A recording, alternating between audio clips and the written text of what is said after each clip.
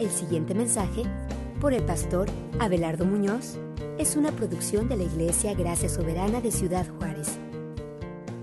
Antes de leer el pasaje, déjenme preguntarles, ¿qué pensarían si Plácido Domingo anunciara que ahora se va a dedicar a cantar música grupera? ¿O qué pensarían si su abuelita, los que todavía tienen abuelita,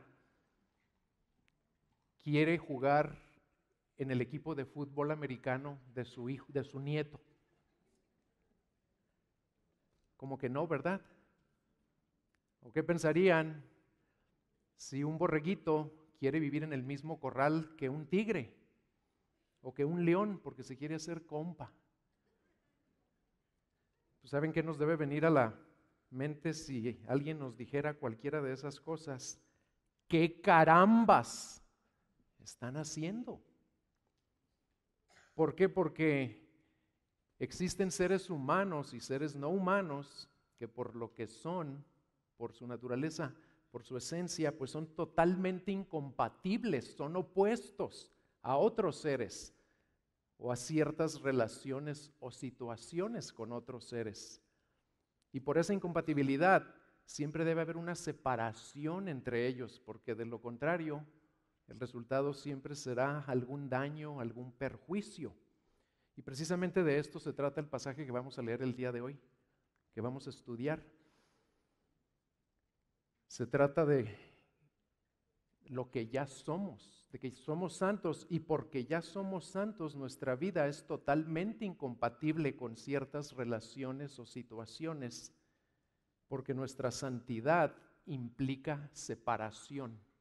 Ese es el título del mensaje, nuestra santidad implica separación. Y vamos a ver separación de qué. Segunda de Corintios 6, 14 al 7:1. Ese pasaje es una unidad, porque acuérdense que la Biblia no tenía capítulos ni versículos, entonces esta parte debe ir junta. Por desgracia el capítulo 7 lo dividieron y el versículo 1 realmente es parte del 6, 14 al 18. Vamos a leerlo. No estéis unidos en yugo desigual con los incrédulos, pues ¿qué asociación tiene la justicia y la iniquidad? ¿O qué comunión la luz con las tinieblas? ¿O qué armonía tiene Cristo con Belial? ¿O qué tiene en común un creyente con un incrédulo? ¿O qué acuerdo tiene el templo de Dios con los ídolos? Porque nosotros somos el templo del Dios vivo, como Dios dijo: habitaré en ellos y andaré entre ellos, y seré su Dios, y ellos serán mi pueblo. Por tanto, salid de en medio de ellos, y apartaos, dice el Señor, y no toquen lo inmundo, y yo os recibiré. Y yo seré para vosotros padre, y vosotros seréis para mí hijos e hijas, dice el Señor Todopoderoso. Por tanto, amados, teniendo estas promesas, limpiémonos de toda inmundicia de la carne y del espíritu, perfeccionando la santidad en el temor de Dios. Continuamos con nuestra serie Santos llamados a ser santos, y este es el mensaje número 4. Nuestra santidad implica separación. Y el primer punto que vamos a ver es que implica separación de todo yugo desigual con los que no son de Cristo. Versículos 6, 14 al 16, así arranca el pasaje. Pablo nos dice: no se unan en yugo desigual con los incrédulos, con los que no son de Cristo, no lo conocen. ¿Por qué? Y de inmediato nos hace 5 preguntas, y todas son preguntas retóricas. ¿Saben qué son preguntas retóricas? Que no necesitan respuesta, porque la respuesta es obvia. Aquí Pablo está usando la metáfora del doble yugo, bajo el cual 2 animales trabajaban lado a lado. Así es como se cosechaba la tierra en aquellos tiempos, y todavía lo hacen en algunas partes del mundo. Y lo más probable es que se está refiriendo a una prohibición que Dios ya le había dado a su pueblo en Deuteronomio 22:10, donde dice, no ararás con buey y asno juntos. ¿Por qué? Pues porque no pueden arar juntos, son de diferente tamaño, tienen diferente fuerza, diferente manera de jalar. Sería algo hasta cruel para uno de los dos el que se pusieran el mismo yugo para tratar de trabajar. Pero déjenme aclarar algo, porque cuando muchos cristianos leen este versículo, de inmediato piensan, me tengo que apartar de todos los incrédulos, de todos los que no son cristianos, no me debo acercar a ellos. Y no es eso lo que está diciendo. No está diciendo que no podemos tener amistad con los incrédulos, que no podemos convivir con ellos de vez en cuando. ¿Por qué? Porque si así fuera, pues no podríamos cumplir con la gran comisión. El Señor nos llamó a ser discípulos de todas las naciones, de todo Juárez, de todo México. Claro que tenemos que asociarnos en cierta medida con ellos. Lo que nos está diciendo es que porque nosotros somos creyentes y ellos no, pues no, somos nuevas criaturas, somos santos. Nuestra naturaleza, nuestra esencia es totalmente diferente a la de ellos. Sobre todo en las cosas importantes. Somos opuestos, somos contrarios. No podemos tener nada importante en común. Fíjense cómo estoy aclarando esta frase, nada importante en común. Y por eso Pablo, de inmediato, para que quede muy claro, les dice, no se unan con ellos en yugo desigual. No dice no se acerquen o no se junten con ellos, nunca, no se unan en yugo desigual, en cosas que por lo que ellos son y por lo que somos nosotros, nos ponen en una situación de incompatibilidad. Y luego pregunta, ¿qué asociación tienen la justicia y la iniquidad o la maldad? Y eso se refiere, en otras palabras, a ¿qué tiene que ver lo chueco con lo torcido? Lo recto, perdón, con lo torcido, nada. Lo recto con lo chueco no tiene nada que ver. Antes nosotros vivíamos en lo chueco, vivíamos en la iniquidad. Antes de arrepentirnos éramos esclavos del pecado. Como dice Romanos 6:17, dice, pero gracias a Dios que aunque antes eras esclavos del pecado, ya se han sometido de corazón a la enseñanza que les fue transmitida. ¿Y cuál es esa enseñanza? El Evangelio. Y en el siguiente versículo, Romanos 6:18, dice Pablo que ahora, habiendo sido libertados del pecado, os habéis hecho siervos de la justicia. Y lo repite eso mismo en el 6:22. Habiendo sido libertados del pecado y hechos siervos de Dios, tenéis por vuestro fruto la santificación, que es lo que Dios nos está hablando en estos días. Y como resultado, la vida eterna. Y luego les hace otra pregunta, Pablo. ¿Qué comunión tiene la luz con las tinieblas? Pues ninguna, no puede haber luz donde hay tinieblas y viceversa. No pueden coexistir. Nosotros antes de creer, antes de que Cristo tuviera misericordia de nosotros, también vivíamos en tinieblas. Pero Dios nos envió a alguien con el mensaje del Evangelio para que sucediera en nosotros lo que dice en Hechos 26:18. En la primera parte dice, para abrirnos los ojos a fin de que nos volviéramos de la oscuridad a la luz. Ya no somos de las tinieblas. Y en el versículo 15, otra pregunta. ¿Qué armonía tiene Cristo con Belial? Belial aquí es otro nombre para Satanás. ¿Qué tiene en común un creyente con un incrédulo? En el mismo versículo de Hechos 26:18 se nos dice que hemos sido trasladados del dominio de Satanás a Dios. Nosotros ya no tenemos nada en común con el diablo. ¿Por qué? Porque ahora somos del principal enemigo del diablo. De él somos. ¿Y saben quién es el principal enemigo del diablo? Jesucristo mismo. Vean cómo dice Primera de Juan 3:8. El que practica el pecado es del diablo, porque el diablo ha pecado desde el principio. El Hijo de Dios se manifestó con este propósito, para destruir las obras del diablo. La oposición entre Cristo y Satanás es absoluta, es permanente, es eterna, y nosotros somos de Cristo. ¿Por qué no resistimos al diablo como Cristo lo resiste? ¿Por qué a veces le pasamos chanza en algunas cosas? Y cuando pregunta qué tiene en común un creyente con un incrédulo, pues la respuesta también es obvia. No tenemos nada importante en común, nada eterno, nada trascendente. A lo mejor nos gusta el mismo equipo de algún deporte, o a lo mejor nos gustan los mismos lugares para ir de vacaciones, o la misma comida, pero todas esas cosas son vanas, pasajeras, intrascendentes. La vida del incrédulo está centrada en él mismo, la nuestra en Cristo. Los tesoros del incrédulo son terrenales, los nuestros son celestiales. Los valores de los incrédulos son de este mundo, los nuestros son del mundo que viene. El incrédulo busca la gloria de los hombres, nosotros buscamos la gloria de Dios. Por eso se nos manda separarnos de cualquier yugo desigual con ellos.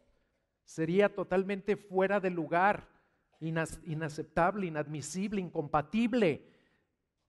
Dios nos manda aquí separarnos de cualquier relación o situación en la que ellos quieren actuar conforme a su naturaleza y ejercer una influencia inapropiada en nosotros. Porque nosotros debemos actuar conforme a la nuestra. ¿De qué yugos desiguales te está mostrando el Espíritu Santo que te debes separar? Piensa, ¿qué acuerdo tienes? ¿Qué alianza tienes? ¿Qué asociación tienes? ¿Qué armonía tienes con los de las tinieblas? ¿O los que viven en iniquidad? ¿O los que son esclavos de Satanás todavía? Y tú, por asociarte en yugo desigual con ellos, te sometes o te pones en contacto con las tinieblas y con Satanás y con la iniquidad y con los ídolos. Y Dios nos dice, no es posible, eso no debe ser, no puede ser. ¿Por qué? Porque nosotros somos de Cristo, somos santos, llamados a ser santos. Ahorita vamos a hablar más de esto. Habrá algunas personas en tu vida que no conocen a Cristo, que por su misma naturaleza se oponen a Cristo, lo resisten, algunos hasta se burlan y que te están influenciando en su manera de pensar, en su manera de vivir. Que el Señor nos ayude, hermanos, a discernir formas sutiles de yugo desigual, como el estar unidos a alguien en su manera de pensar. Y acuérdense que ese yugo no nada más viene por personas ya en nuestros días. Es muy común que nuestro contacto con los incrédulos y a veces nuestro yugo desigual no viene con el contacto personal, viene a través de los medios, de tanto medio de comunicación. A lo mejor estamos unidos en yugo desigual en su escala de valores, de prioridades, o hasta en sus modas, sus formas de entretenimiento. La última pregunta que hace Pablo en el versículo 16 dice, ¿qué acuerdo tiene el templo de Dios con los ídolos? Ninguno. Para los judíos era abominable el que alguien metiera cualquier cosa impura, cualquier ídolo, cualquier imagen, cualquier figura, cualquier pedazo de piedra, madera, cualquier animal inmundo. Era inconcebible que lo metieran al templo. Si alguien hacía eso, lo mataban. Pues nosotros ahorita vamos a ver que somos el templo ahora de Dios. ¿Y saben qué dice Pablo en el segundo punto? El primer punto es entonces que nuestra santidad implica separación de todo yugo desigual con los que no son de Cristo. Punto número 2, nuestra santidad implica separación por lo que ya somos y tenemos. Fíjense cómo Pablo, después de decirles, no se unan en yugo desigual con los incrédulos, porque ustedes no tienen nada que ver con ellos, son totalmente diferentes. Y enseguida viene algo muy interesante aquí. Pablo les dice por qué, o les da una razón, les da una motivación para animarlos a obedecer el mandamiento que les acaba de dar. ¿Por qué no te debes unir a ningún yugo desigual con los incrédulos? Y no les dice, para que no te caiga un rayo, no los amenaza. O para que no te caiga un anuncio aquí en Juárez, ¿verdad? Porque aquí no caen muchos rayos, pero para que no te caiga un anuncio o un poste. No le dice eso. O para que te bendiga el Señor y te saques la lotería. No, tampoco los motiva de esa manera. ¿Qué les dice? Vean qué interesante. Les dice que somos el templo del Dios vivo. Por eso nos tenemos que separar de todo yugo desigual con los incrédulos. Y capten esto. No nos vamos a separar para ser el templo, para llegar a convertirnos en el templo. No, nos vamos a separar porque ya somos el templo del Dios vivo. ¿Y saben a qué se refiere esa palabra templo?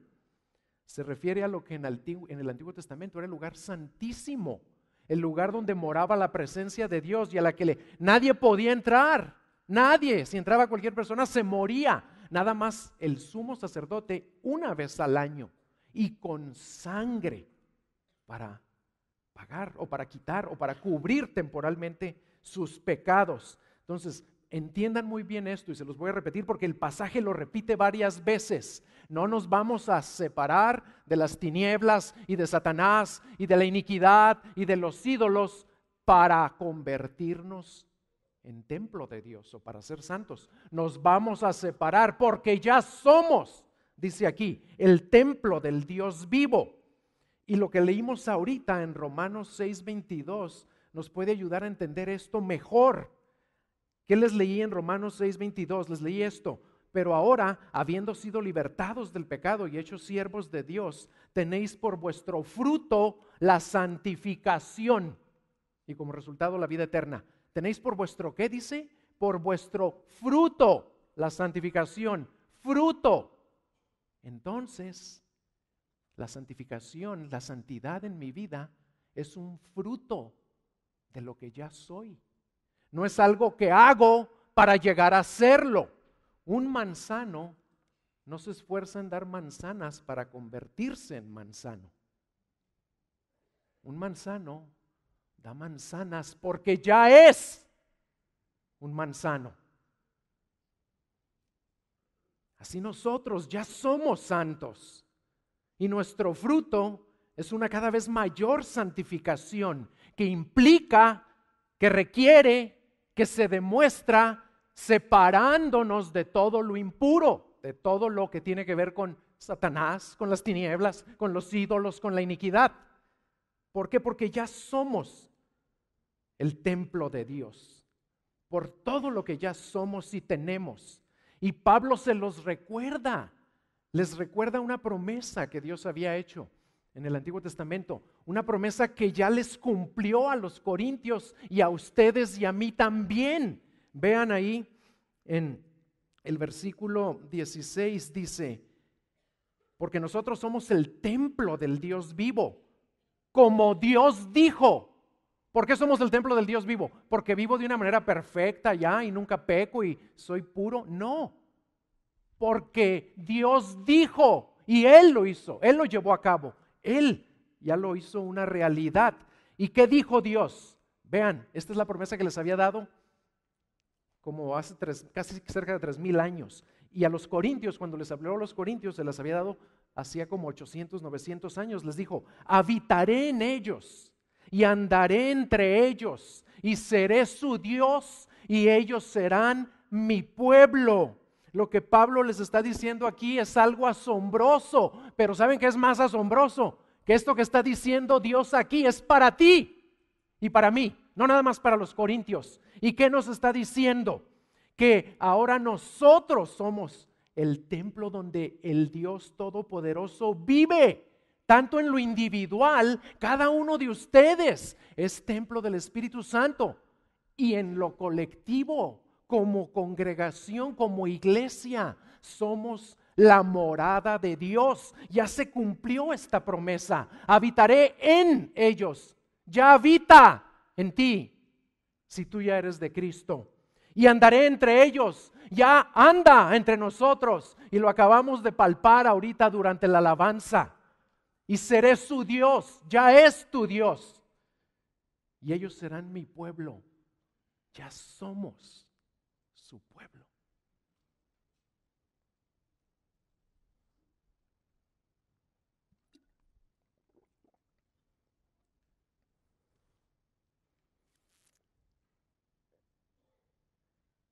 ¿Por qué?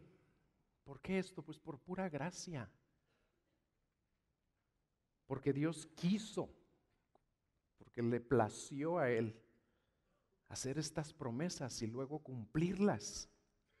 ¿Saben de dónde está sacando Pablo esas promesas? Vienen en varias partes del Antiguo Testamento, pero la esencia está en Ezequiel 37, 26 y 27. Lo que Pablo les está diciendo es que ellos están viviendo el cumplimiento de las promesas del nuevo pacto y nosotros también las estamos viviendo. Y vamos a leer este pasaje que es uno de los pasajes yo creo más hermosos de todo el Antiguo Testamento. Escuchen estas palabras gloriosas porque son de Dios y son para ti y para mí. Escuchen, Ezequiel 37, 26 al 27. Y haré con ellos un pacto de paz. Será un pacto eterno con ellos. Y los estableceré, los multiplicaré y pondré mi santuario en medio de ellos para siempre. Mi morada estará también junto a ellos. Y yo seré su Dios y ellos serán mi pueblo.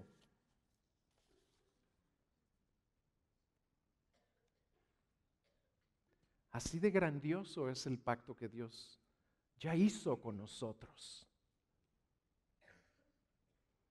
Por eso es inconcebible permitir que cualquier cosa inmunda contamine nuestra vida.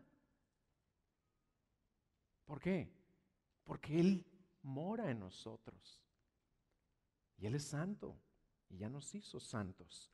Y luego ahí en los versículos 16 al 18, Pablo todavía le da más fuerza a lo que acaba de decir, como que lo respalda con más promesas, más palabras de Dios que ya cumplió. Y les expone lo que significa ser el pueblo de Dios bajo el nuevo pacto, porque les da otros mandamientos que le había dado a su pueblo y otras promesas que le había comunicado por medio de profetas.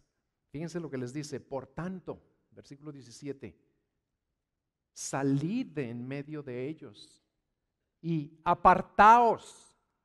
Y en griego esa palabra, ¿saben qué quiere decir? Esa palabra en griego la traducen como dos palabras. Cuando dice salgan de en medio de ellos y apártense, en realidad quiere decir salgan de en medio de ellos y sean separados, vivan separados, no nada más de vez en cuando se alejen, no, y manténganse, vivan separados, dice el Señor, y no toquen lo inmundo, y yo os recibiré, y yo seré para ustedes padre, y vosotros seréis para mí hijos e hijas. ¿Quién lo dice? El Señor Todopoderoso lo dice. Ya nos había dicho que ya somos su pueblo y Él es nuestro Dios. Pero aquí como que lo hace todavía más íntimo, más profundo.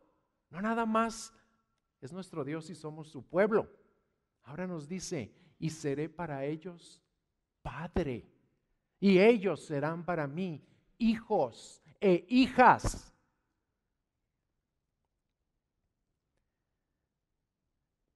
La Escritura refuerza la Escritura. Y eso es lo que está haciendo Pablo aquí. El mandamiento que les dio a los corintios lo está reforzando con lo que Dios ya había hablado y sigue hablando, porque la palabra de Dios nunca deja de ser vigente.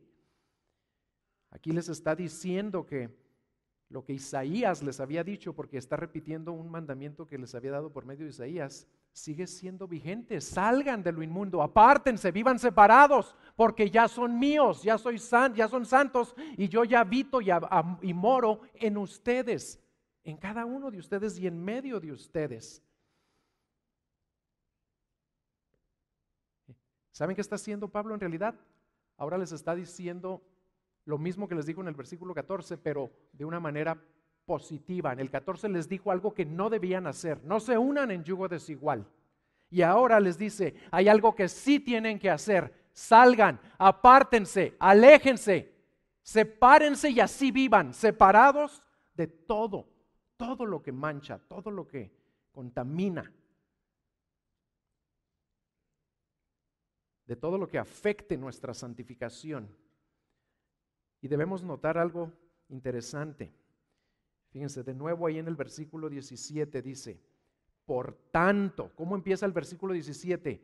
Por tanto. ¿Y qué acaba de decir? Ese por tanto está conectando lo que acaba de decir con lo que les va a decir enseguida de por tanto. ¿Qué acaba de decirles? Que son el templo del Dios vivo, que habitará entre ellos, andará entre ellos, y ellos serán su Dios, Él será su Dios y ellos serán su pueblo. Les acaba de decir eso, y ahora les dice algo. Por tanto, les dice, la consecuencia lógica, lo que sigue, está motivándolos a obedecer, pero por la realidad de las promesas que ya cumplió. Por tanto, porque Él ya es su Dios y usted es su pueblo, y porque Él ya habita en ustedes, porque ustedes ya son templo, por tanto, apártense, aléjense, sepárense de todo lo que contamina. Hay que notar esto. ¿Por qué? Porque nuestra manera de pensar es contraria a esto. Nosotros casi siempre pensamos, si hago esto, entonces Dios me va a dar algo. Si me porto así, si no me acerco a aquellos, y si dejo de pecar de esa manera, entonces Dios me va a conceder algo. Pero aquí no está diciendo eso. Aquí el razonamiento es al revés.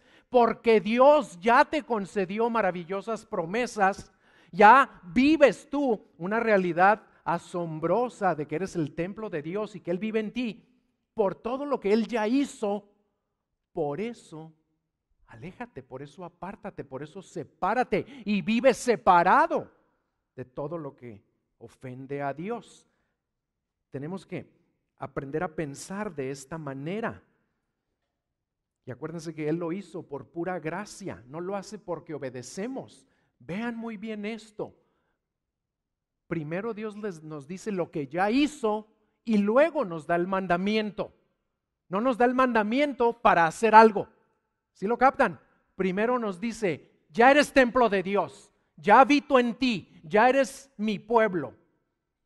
Por tanto, ahora obedece y sal, obedece y apártate, obedece y sepárate. Pero primero está la promesa cumplida. La realidad, la gracia, el favor, la bondad, el amor de Dios. Primero eso y luego el mandamiento. ¿Y saben a quién le había dirigido inicialmente Dios esas palabras? Se las había dirigido a su pueblo que ya habían sido llevados en cautividad por su pecado, ¿verdad? Y de una manera especial se las había dirigido a los sacerdotes. Y les había dicho, a ustedes que llevan las vasijas del Señor, apártense, no toquen lo inmundo, aléjense, manténganse separados. Pero Pablo captó que esas palabras también se aplican a los corintios y a nosotros, y hasta en mayor grado. ¿Saben por qué? Porque nosotros también habíamos sido esclavizados por nuestro pecado. Pero ahora Cristo nos ha hecho libres, porque somos linaje escogido. También somos sacerdotes, real sacerdocio, dice Pedro, nación santa, pueblo adquirido para posesión de Dios. Y no llevamos vasijas como los sacerdotes, las vasijas del Señor. Somos vasija, somos más que vasija, somos templo del Dios vivo. Y por lo que somos, se nos exhorta a vivir separados, no aislándonos totalmente, no como le hicieron los monjes en algún tiempo, que por unos cuantos años, tal vez siglos, estuvo de moda que los cristianos más santos, según ellos, eran los que se apartaban del mundo y se iban a vivir a una cueva. No, no está diciendo eso. Podemos vivir separados de todo lo que contamina, teniendo contacto con el mundo para nosotros ser sal y ser luz. Ahorita voy a mencionar eso. ¿Por qué? Pues porque ya somos la luz del mundo. Eso dijo Cristo. Y como hijos de luz, no debemos participar en las obras estériles de las tinieblas. En Efesios 5, donde dice que somos hijos de luz, también dice otra cosa, dice, porque el fruto de la luz consiste en toda bondad, justicia y verdad. Efesios 5, 8 y 9, porque el fruto de la luz consiste en toda bondad, justicia y verdad. Ahí está de nuevo la palabra. ¿Cuál palabra? Fruto. El fruto de lo que ya somos. Si ya somos santos, nuestro fruto ¿cuál va a ser? Santificación en nuestras vidas. Si ya somos luz, nuestro fruto ¿cuál va a ser? Bondad, justicia, verdad. Obras de la luz. Y luego Pablo agrega a la promesa que ya había leído, ¿verdad? En el versículo 18 les agrega esto que les digo que es más íntimo, más personal. Yo seré para vosotros padre y ustedes serán para mí hijos e hijas. Y todo lo que les está hablando, fíjense cómo Pablo hablaba, pero hablaba con la palabra. Todo lo que les está diciendo son promesas, son profecías, es palabra que Dios ya le había dado a su pueblo, pero que ahora ya se había cumplido en los Corintios. Aquí cuando les dice que Él será padre, se refiere a algo que había dicho por medio de Samuel, que no lo vamos a leer, donde Dios le promete a David que Él iba a ser un padre para el hijo de David que iba a venir y que era el Mesías. Y luego cuando dice que Él iban a ser ellos sus hijos y sus hijas, también está hablando de Isaías 43:6, donde dice, diré al norte, entrégalos, y al sur, no los retengas. Trae a mis hijos desde lejos y a mis hijas desde los confines de la tierra. Nosotros somos esos. ¿Por qué? Porque Juárez está exactamente en el lugar más opuesto a Jerusalén. Estamos al otro lado del mundo y a la misma altura. Nosotros fuimos traídos desde los confines de la tierra para llegar a ser sus hijos y sus hijas por pura gracia. Por eso son para nosotros estas promesas. Dice el Señor Todopoderoso. Y esto nos reafirma lo que Dios nos ha estado hablando en los últimos domingos. De cómo nos escogió en quién, en Él, todo en Él, antes de la fundación del mundo. ¿Para qué? Para que fuéramos santos y sin mancha delante de Él. Esto nos recuerda que en amor nos predestinó para adopción como hijos, conforme al beneplácito de su voluntad. ¿Se fijan? Nos habla de nuevo lo mismo el Señor. Nos hizo hijos e hijas no nada más para chiplearnos y consentirnos, no, para hacernos santos. ¿Lo crees tú realmente? ¿Y te motiva esto a vivir de manera congruente con lo que ya eres?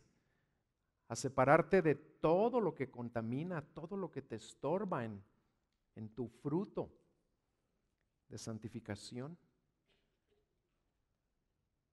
Punto número 3. Aquí Pablo viene a cerrar con broche de oro lo que está diciendo. Punto número 1 fue, nuestra santidad implica separación de todo yugo desigual. Punto número 2, Nuestra santidad implica separación por lo que ya somos y tenemos. Estas magníficas promesas. Y punto número 3, nuestra santidad implica separación para algo, separación para completar nuestra santificación en el temor de Dios. Versículo 7:1. Por tanto, otra vez esa frase, por tanto, ahorita la vamos a explicar. Teniendo estas promesas, limpiémonos de toda inmundicia de la carne y del espíritu, perfeccionando la santidad en el temor de Dios.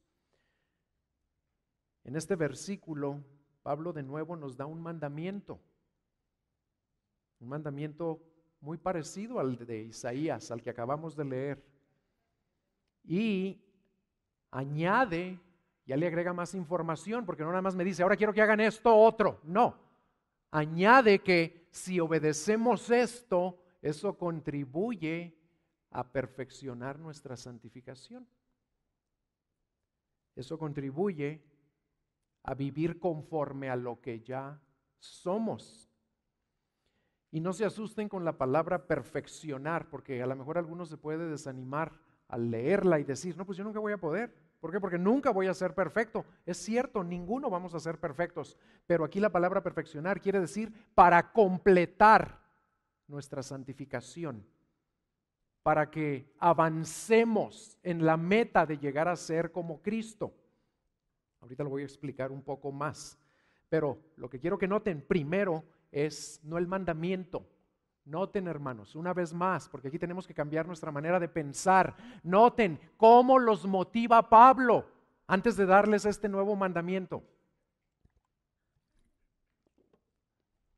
Los motiva otra vez con promesas, con lo que Cristo y lo que Dios ya hizo, con realidades.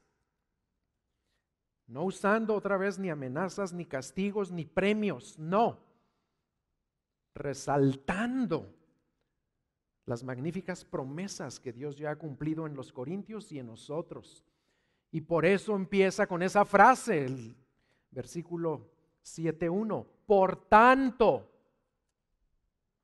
amados, por tanto, teniendo estas promesas, y aquí es más enfática la Reina Valera dice, puesto que tenemos tales, usa esa palabra, tales promesas que son magníficas, que son estupendas, limpiémonos de toda inmundicia de la carne y del espíritu, perfeccionando la santidad en el temor de Dios.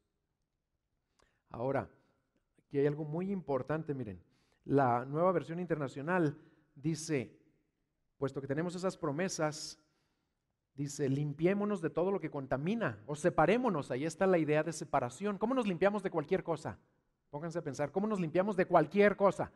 Pues separando la mancha, quitando la mancha o alejándonos de lo que mancha.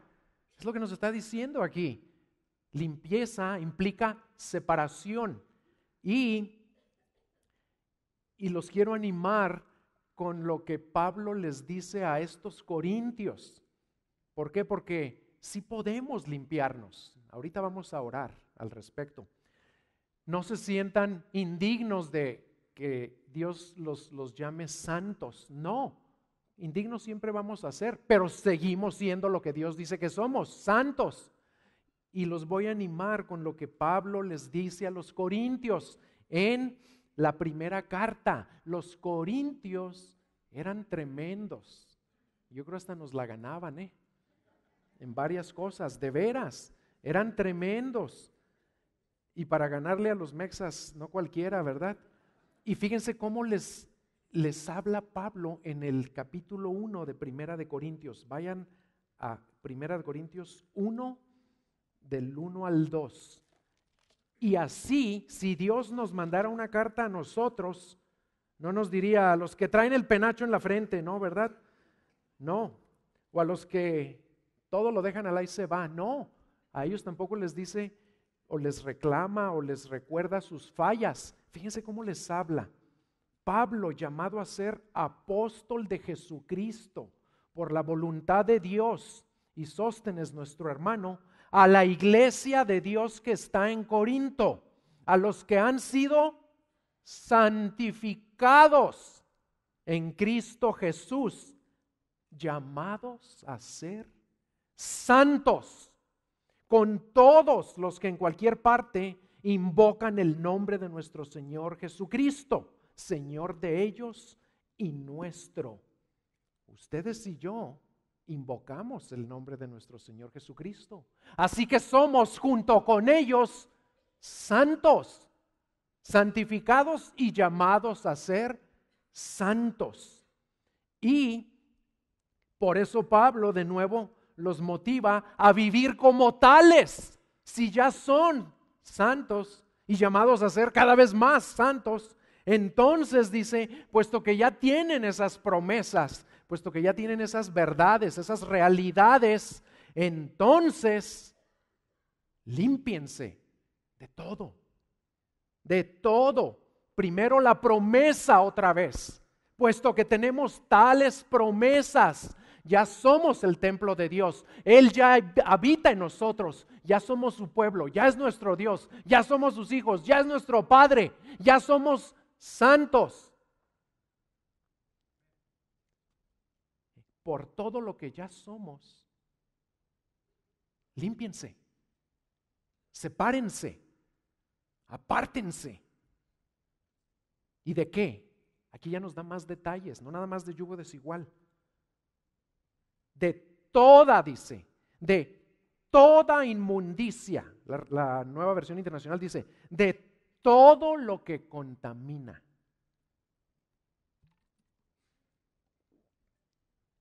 Y hasta lo enfatiza más agregando, tanto al cuerpo como al espíritu.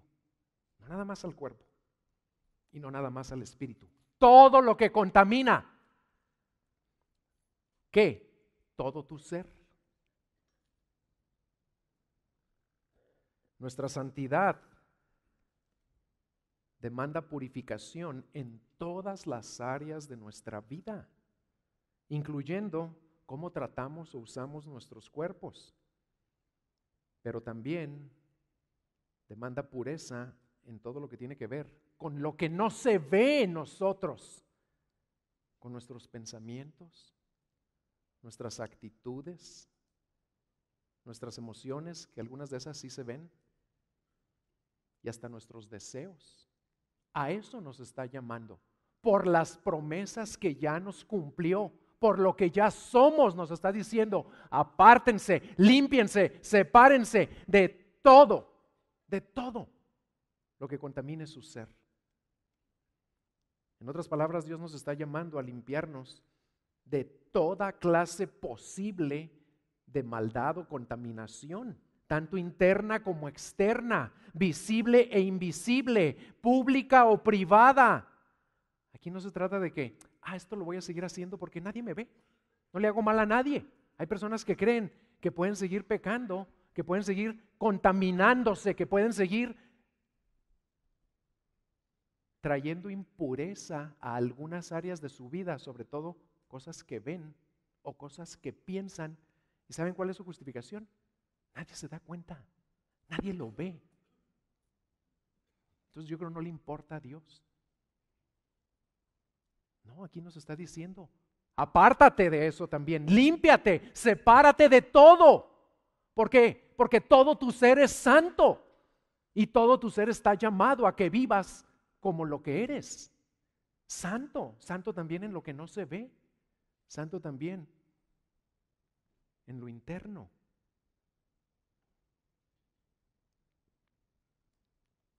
Eso mismo había mandado Dios a través de Primera de Pedro. Y recuerdan que ya lo predicamos hace algún tiempo. Primera de Pedro 1, 14 y 15. Vean cómo Dios es consistente, siempre consistente. Y nos dice exactamente lo mismo de otra manera. Primera de Pedro 14 y 15 dice, como hijos obedientes, no os conforméis a los deseos que antes teníais en vuestra ignorancia, sino que así como aquel que os llamó es santo, así también sean ustedes santos en toda su manera de vivir. ¿Y qué dice Pablo aquí? Límpiense de toda inmundicia. en toda. ¿Y por qué les dice? Porque ahí sí se puede malentender un poco en Primera de Pedro. ¿Por qué les dice Pedro? Así como aquel que los llamó es santo, así ustedes sean santos en toda su manera de vivir.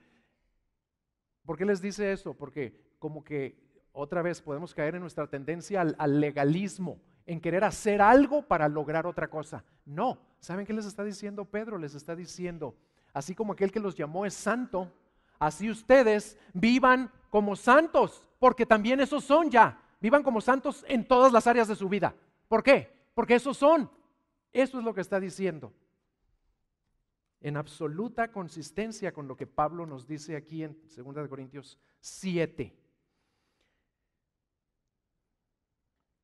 No les está diciendo, límpiense de toda inmundicia para llegar a ser santos. No, porque ya son templo, porque ya Él habita en ustedes, ya es vuestro Padre, ya son sus hijos y sus hijas. Por eso vivan de una manera congruente, vivan de una manera consistente, vivan como lo que ya son, hijos e hijas, templo del Dios vivo.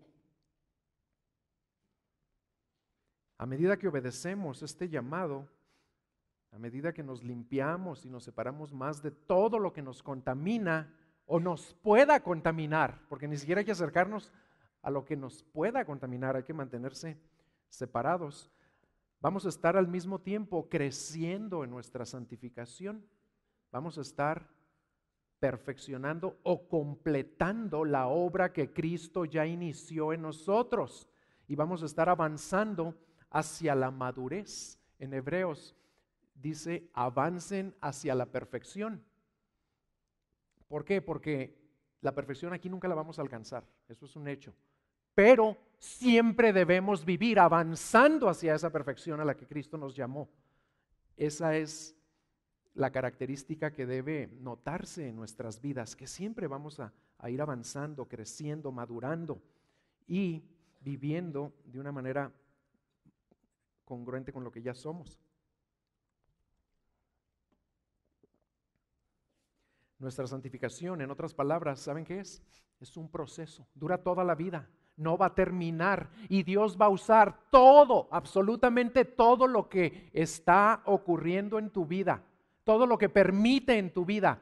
Va a usar tu trabajo, va a usar tus vecinos, va a usar sobre todo a tu esposo o esposa si estás casado, a tus hijos, va a usar el clima, va a usar el carro, va a usar todo lo que hay en tu vida para que sigas siendo santificado, para que sigas avanzando en este proceso de limpiarte, de separarte, de vivir separado de todo lo que contamina. ¿Por qué? Porque a eso te llamó y ya eres de Él. ¿Y para qué? Para que lo reflejemos a Él, para que le demos gloria a Él, para que cuando la gente nos vea puedan ver que como somos nosotros es nuestro Dios, pero infinitamente más. A eso nos ha llamado. Ese proceso dura toda la vida, pero no nos debe desanimar, porque siempre podemos y debemos avanzar. Romanos 8:28, ese versículo nos gusta mucho, ¿verdad? A todos dice, todas las cosas ayudan para bien a los que aman a Dios. Hasta ahí nos gusta un chorro, pero ¿qué sigue? Todas las cosas ayudan para bien a los que aman a Dios. ¿A quién? A los que conforme a su propósito son llamados. ¿Por qué todo nos va a ayudar para bien? Pues para que se cumpla el propósito de Dios, no el nuestro. Porque para eso nos llamó y nos hizo santos. Y luego el 29, ¿qué dice? Y a los que antes conoció también los predestinó. ¿Para qué? Para que sean hechos conformes a la imagen de su Hijo. En eso consiste nuestra santificación. Que toda la vida nos va a ir haciendo más y más y más como su Hijo. Y va a usar todo a nuestro alrededor. Pero lo que más usa pues, es su palabra. Por eso es tan importante llenarnos de ella. Y venir y escucharla y hacer la tarea y comentarla en el grupo. Lo que más va a estorbar nuestra santificación o nuestro avance es el descuidar su palabra. Porque así dice su palabra, santifícalos en tu verdad. Tu palabra es la verdad. Y lo último que menciona Pablo es que hagamos lo anterior en el temor de Dios. En otras palabras, les está diciendo que para avanzar en nuestra santificación es indispensable cultivar y mantener en nuestras vidas temor de Dios. Y voy a tratar de explicárselos. Es muy difícil explicar lo que es el temor de Dios. Es algo muy, muy complejo, muy, muy amplio, y ni yo lo entiendo totalmente. Pero hay cosas que sí podemos y debemos entender. Esta palabra, en español no hay una palabra que sea suficiente como para transmitir todo lo que incluye el temor de Dios. Pero les voy a decir a qué se refiere. Es una mezcla. Y aquí sí se vale la mezcla, porque fíjense cómo nuestra santificación implica separación, no mezclarnos con lo inmundo, ¿verdad? Pero aquí, en cuanto al temor de Dios, sí debe haber una mezcla de actitudes. Es una mezcla de reverencia, una mezcla de respeto, de absoluto respeto, una mezcla de admiración con temor, admiración con espanto y una mezcla de asombro, asombro ante alguien grandioso y sublime y que tiene suprema autoridad. Todo eso es el temor de Dios. Es tener la actitud que tuvo Isaías y que vimos la semana pasada cuando Dios le concedió su visión. ¿Qué vio Isaías? Pues vio la santidad, la grandeza, lo sublime, lo santo y lo perfecto y majestuoso que es Dios. ¿Y cómo respondió? Estoy perdido, estoy muerto. ¿Por qué? Porque soy un hombre de labios inicuos. Pero el temor de Dios, ¿saben también qué incluye? Incluye estar conscientes no solo de mi pecado y de mi impureza, sino de lo que Él ya hizo para limpiar mi pecado, para quitar mi impureza, y de que ya me adoptó, ya me reconcilió, ya me justificó y me ama. Entonces es una mezcla de que yo no podría pararme delante de Él. ¿Por qué? Porque mi pecado merece juicio y castigo y muerte y tormento. Pero Él, que sí ve mi pecado, porque mi pecado siempre, siempre lo ofende y Él siempre lo aborrece, ese Dios santo y sublime y grandioso y poderoso y puro, también me recibe, también me ama, también me tiene misericordia, porque ya me adoptó, ya me perdonó, ya me limpió. Entonces, ¿cómo vamos a perfeccionar o a crecer o avanzar en nuestra santificación? Manteniendo esta actitud de temor, de admiración con temor, de asombro, de respeto. Todo eso es el temor de Dios. Y en Isaías 8:13, casi, fíjense, es muy importante entender esto porque no puede haber santificación sin temor de Dios.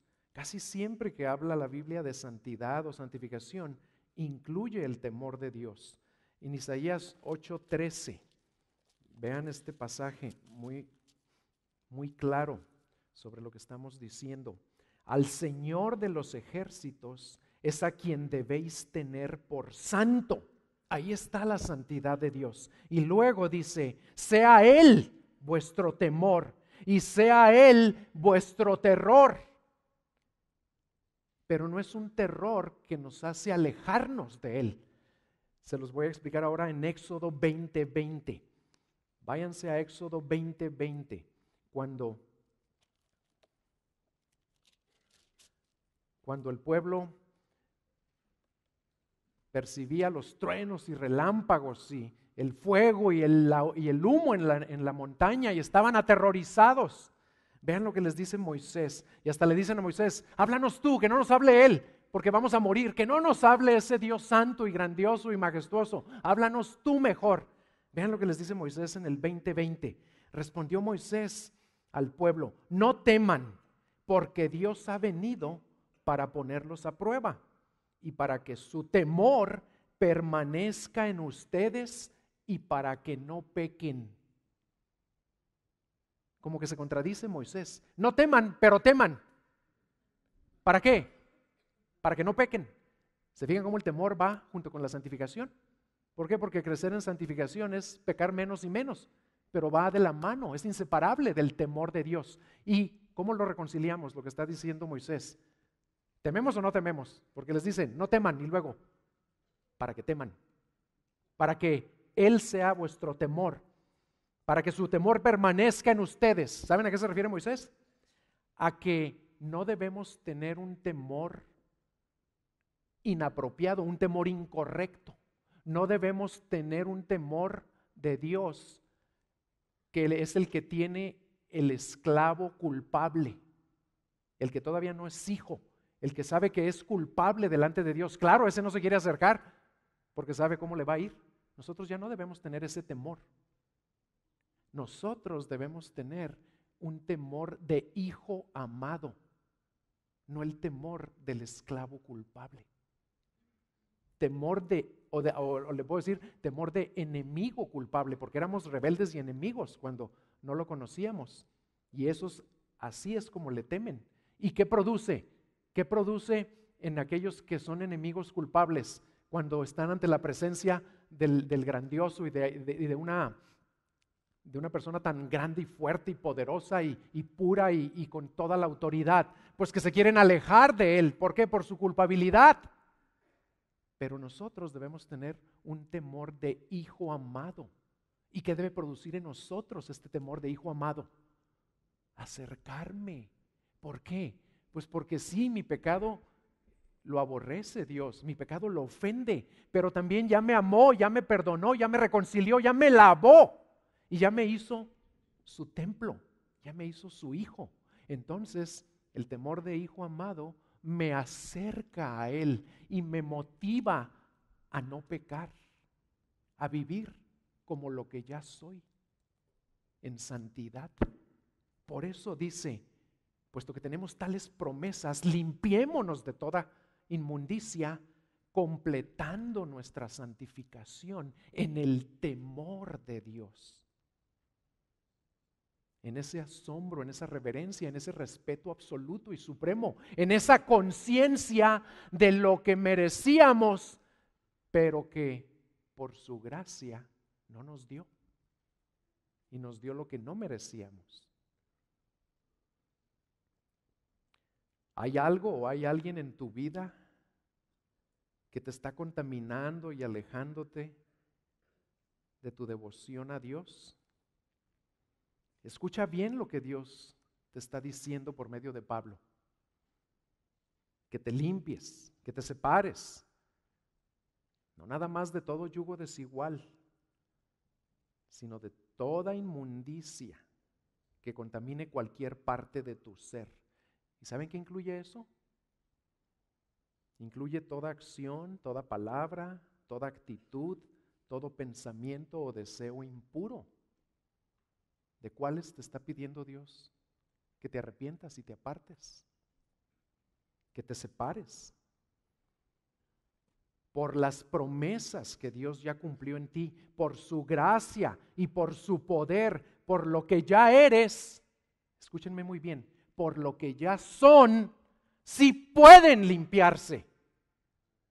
Atrévanse a creerlo. Y ahorita vamos a orar por los que han dudado que sí pueden y por los que han permanecido esclavizados por años a lo mejor a cosas impuras, a hábitos, a temores, a deseos, a relaciones, a rencores, a lo que sea.